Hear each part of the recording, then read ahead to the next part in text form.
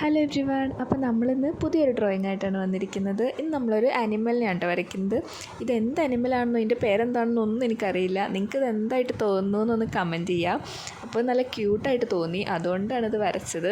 പിന്നെ ഈ പടം ഇവിടെ നിന്ന് കിട്ടിയെന്ന് വെച്ചാൽ അത് കോമഡിയാണ്.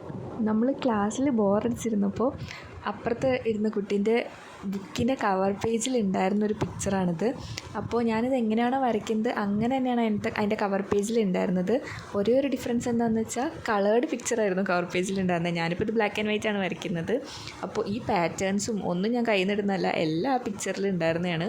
അപ്പോൾ നിങ്ങളുടെ ആരുടെയെങ്കിലും ബുക്കിൻ്റെ ബാക്കിൽ ഇത് ഉണ്ടെങ്കിൽ ഒന്ന് കമൻറ്റ് ചെയ്യുക. അത് ഏത് കമ്പനീൻ്റെ ബുക്കായിരുന്നു എന്നൊന്നും ഞാൻ ഓർക്കുന്നില്ല. അത് ഫോട്ടോ എടുക്കാനും പറ്റിയില്ല. അപ്പോൾ അതുകൊണ്ട് അല്ലെങ്കിൽ ഞാൻ ഈ വീഡിയോൻ്റെ ബാക്കിൽ അത് കൊടുത്തേനെ.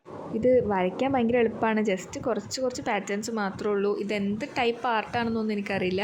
അപ്പോൾ നമ്മൾ ആദ്യം എപ്പോഴും ചെയ്യുന്ന പോലെ തന്നെ പെൻസിൽ വെച്ചിട്ട് ഔട്ട്ലൈനൊക്കെ ചെയ്തിട്ടാണ് പെൻ വെച്ചിട്ട് വരയ്ക്കുന്നത്. പെൻ വെച്ച് ഔട്ട്ലൈൻ ചെയ്തിട്ടാണ് നമ്മൾ പെൻസിൽ വെച്ചിട്ട് വരച്ചതൊക്കെ ഒന്ന് ഇറേസ് ചെയ്ത് കളയുന്നത്. അപ്പോൾ നിങ്ങൾ ശ്രദ്ധിക്കുക, പെൻ വെച്ചിട്ടുള്ളത് ഒന്ന് ജസ്റ്റ് ഡ്രൈ ആയിട്ട് മാത്രം മായ്ക്കാൻ ശ്രമിക്കുക. ഇപ്പോൾ നിങ്ങൾക്ക് ഈ വീഡിയോയിൽ കാണുമ്പോൾ മനസ്സിലാവും, ഞാൻ അപ്പം തന്നെ മായ്ച്ചതുകൊണ്ട് ജസ്റ്റ് ഇങ്ങനെ പടർന്നിട്ടുണ്ട്. അപ്പോൾ കുറച്ചൊന്ന് കഴിഞ്ഞിട്ട് ഇറേസ് ചെയ്ത് കളഞ്ഞാൽ മതി, അതായിരിക്കും നല്ലത്.